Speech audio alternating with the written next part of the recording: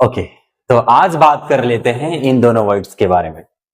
देखो, पहला वर्ड है जिसे हम पढ़ते हैं डिसइंटरेस्टेड और दूसरा पढ़ा जाता है अनइंटरेस्टेड। आप एक बात नोटिस कर रहे होंगे कि सर यहां पर एक वर्ड हमें कॉमन दिखाई पड़ रहा है और वो है इंटरेस्टेड। इंटरेस्टेड सर दोनों में ही इंटरेस्टेड जो वर्ड है ये हमें कॉमन दिखाई पड़ रहा है, हाँ या ना? आपने नोटिस किया था? हाँ, आपको यहां सुनाई पड़ रहा होगा, दिखाई पड़ रहा होगा कि जो इंटरेस्टेड वर्ड है ये दोनों में कॉमन है। बस अंतर है यहां लगने वाला प्रेफिक्स का। यहां पर डिस है और यहां पर अन है। अंतर है यहां डिस और अन का। ये दोनों प्रेफिक्स के अलग हो जाने की वजह से इन दोनों वर्ड्स की मीनिंग भी एक दूसरे से जुदा हो जाती है, एक दूसरे से अलग हो जाती है। लेकिन ये इंटरेस्टेड आने के पीछे का माजरा क्या है? ये क्या बात है भाई, इंटरेस्टेड क्यों आ रहा है दोनों में? ऐसा क्या है? तो यहां पर हमें जवाब मिलेगा बिल्कुल इनके रूट में। तो चलते हैं, ये दोनों वर्ड बना किस चीज से है? जब हम उससे मिलेंगे तो इन दोनों वर्ड के अलग होने का, इन दोनों वर्ड के बनने का सारा इतिहास हमारे सामने उभर कर आ जाएगा। तो जो अपना वर्ड बना है अनइंटरेस्टेड या डिसइंटरेस्टेड, ये दोनों ही वर्ड बना है इंटरेस्ट से। ठीक है भाई। अब इंटरेस्ट दरअसल दो तरह से काम करता है, एक नाउन के रूप में और ये काम करता है वर्ब के रूप में, राइट? एक नाउन के रूप में, एक वर्ब के रूप में। जब नाउन के रूप में इस्तेमाल करते हैं तो इसका अर्थ हो जाता है दिलचस्पी रखना या शौक रखना। इसका अर्थ हो जाता है सिर्फ दिलचस्पी या शौक, ठीक है? और यहां पर वर्ब के रूप में जैसे इस्तेमाल करेंगे तो इसका अर्थ हो जाएगा दिलचस्पी रखना, दिलचस्पी रखना, शौक रखना, पसंद करना। ठीक है जी। तो ये हो गया दिलचस्पी और ये हुआ दिलचस्पी रखना। अगर सेंटेंस बनाकर देखें दोनों में अंतर, तो मैं कह सकता हूं I have a great interest in movies. कि भाई मुझे फिल्मों में बहुत ज्यादा शौक, फिल्मों में बहुत ज्यादा दिलचस्पी है, मैं फिल्मों को बहुत ज्यादा देखता हूं, मैं फिल्मों में बहुत ज्यादा शौक रखता हूं। ठीक है जी। तो मैं फिल्मों में बहुत ज्यादा शौक रखता हूं, मुझे फिल्मों में बहुत ज्यादा दिलचस्पी है, ये इसका अर्थ हुआ। यहां पर मैंने जो इंटरेस्ट इस्तेमाल किया है ये नाउन के रूप में इस्तेमाल किया है, जहां अर्थ हो रहा है दिलचस्पी। ठीक है जी, कोई दिक्कत? अब यहां पर जब वर्ब के रूप में इस्तेमाल करेंगे हम इसे, तो देखो आप यहां पर एग्जाम्पल मैंने किया कि I am interested in movies. इसका भी वही अर्थ है कि मुझे फिल्मों में शौक है या मैं फिल्मों में शौक रखता हूं। क्लियर हुआ?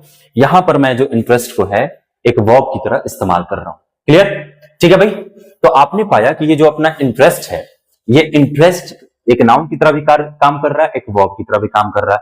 नाउन की तरह काम कर रहा है तो इसका अर्थ दिलचस्पी की तरह हो रहा है, यानी दिलचस्पी हो रहा है, सिर्फ दिलचस्पी की तरह क्या होता है। और वर्ब की तरह काम कर रहा है तो इसका अर्थ है दिलचस्पी रखना। ठीक है। अब ये जो अपना इंटरेस्ट है, इसे हम एक एडजेक्टिव के रूप में भी इस्तेमाल, और एडजेक्टिव के रूप में कब इस्तेमाल होता है? जब ये वर्ब 3 के रूप में दिखाई पड़ता है। जब ये वर्ब 3 के रूप में दिखाई देगा तो ये भाई साहब अपने एडजेक्टिव के रूप में इस्तेमाल होने लग जाएंगे। ठीक है जी। एडजेक्टिव के रूप में इस्तेमाल होने लग जाएंगे जब ये दिखाई पड़ेंगे किस रूप में बताओ? वर्ब 3 के रूप में। ठीक है। यहाँ पे तो खैर ये वर्ब 3 ही है, लेकिन यहां पर देखो, यहां पर जो हमने वर्ब 3 लगाया है, यहां पर ये एडजेक्टिव के रूप में काम करने लग जाएगा। ठीक है। जिसका अर्थ हुआ कि दिलचस्पी रखना। यहां भी एडजेक्टिव का मतलब, यहां भी इंटरेस्टेड का मतलब होगा दिलचस्पी रखना। ठीक।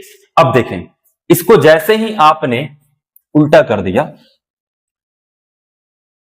यही जो वर्ड है इंटरेस्टेड, इसी इंटरेस्टेड को आपने उल्टा कर दिया, या ऐसे कह लीजिए कि इसमें दो सिनोनिम लगा दिया आपने। एक में लगाया डिस और एक में लगाया अन। ठीक। ये डिस और ये अन, दोनों का मतलब तो नहीं ही होता है, लेकिन इनकी मीनिंग अलग अलग होती है, इनका रेफरेंस, इनका यूज अलग अलग होता है।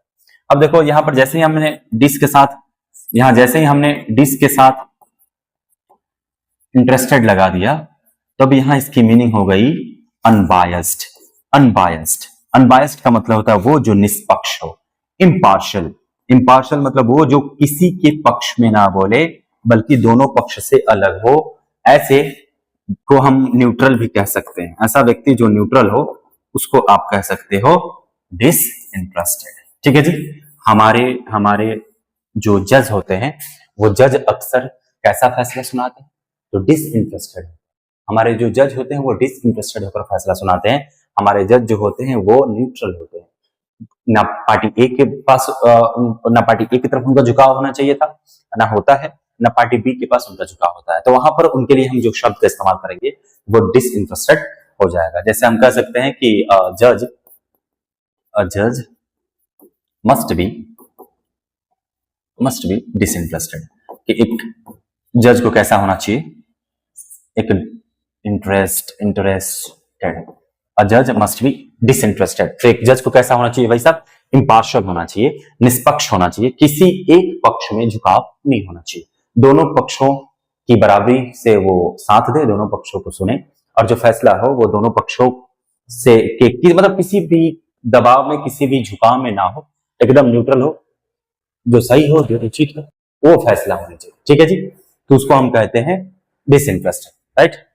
अब अगला है हमारा अन। ये जहां भी हम लगा देंगे अनइंटरेस्टेड, तो यहां अन का मतलब हुआ अनइंटरेस्टेड, यहां अन का मतलब हुआ दिलचस्पी ना रखना, किसी भी चीज में दिलचस्पी ना रखना, एकदम बोरिंग कह सकते हो। जो आपको किसी भी चीज में दिलचस्पी नहीं है, आप कोई भी चीज में आपको मन नहीं लग रहा है, किसी एक चीज में, किसी खास चीज में जिसको आप पसंद नहीं कर रहे हो, तो वहां पर हो जाएगा भाई साहब अनइंटरेस्टेड। जैसे देखिए, मान लो कि मैं कहूं कि मुझे क्रिकेट पसंद नहीं, मैं क्रिकेट में दिलचस्पी, तो मैं कह सकता हूं कि I am uninterested, I am uninterested, I am uninterested, ठीक है जी, इन क्रिकेट। कि मैं क्रिकेट में दिलचस्पी नहीं रखता हूं। I am uninterested in cricket. समझे? तो इस तरह से आप डिसइंटरेस्टेड के दो एंटोनिम निकाल सकते हो, दो विलोम शब्द निकाल सकते हो। एक हो जाएगा डिसइंटरेस्टेड और दूसरा हो जाएगा अपना अनइंटरेस्टेड। डिसइंटरेस्टेड से सीधा सा मतलब है वो व्यक्ति जो इम्पार्शल हो, इम्पार्शल मतलब निष्पक्ष हो, वो किसी के पक्ष में ना जाए। और अनइंटरेस्टेड से सीधा सा मतलब होगा ऐसा व्यक्ति जो किसी चीज में दिलचस्पी नहीं रखता हो। जैसे मुझे कह दूं कि मुझे खेलने का शौक नहीं है, तो I am uninterested in playing.